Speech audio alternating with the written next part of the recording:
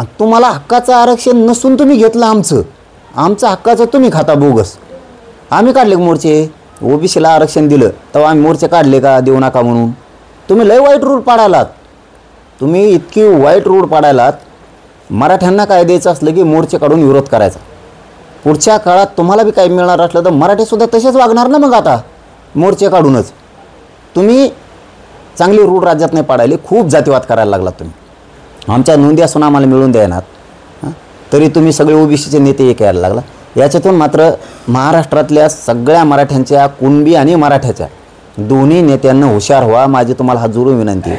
हे जर आपल्याला हक्काचं आरक्षण असून मिळून देत नसले, यांना मिळालेलं असून यांचं घेत असतं तर ठीक होतं, यांचं नाही घेत आपण, तरी पण हे एकत्र यायला लागले, तर तुमच्या मराठ्याच्या लेकरा बाळासाठी महाराष्ट्रातल्या सगळ्या पक्षातल्या नेत्यानं मराठ्याच्या एका बाजूने उभा राहा.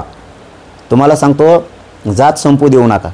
हे आरक्षण असूनसुद्धा हे लढतात, तर मराठ्यांच्या नेत्यांनी समजून घ्या तुमच्या जातीला आरक्षण नाही आहे मराठ्याच्या, आणि ते आपण हक्कानं मिळवतो. नोंदी येतात आपल्या, दस्तऐवजे, सरकारी दस्तऐवजे, महसुली पुरावे तरी मिळून देणार नसले तर तुमच्या डोक्यात उजाड पडू द्या.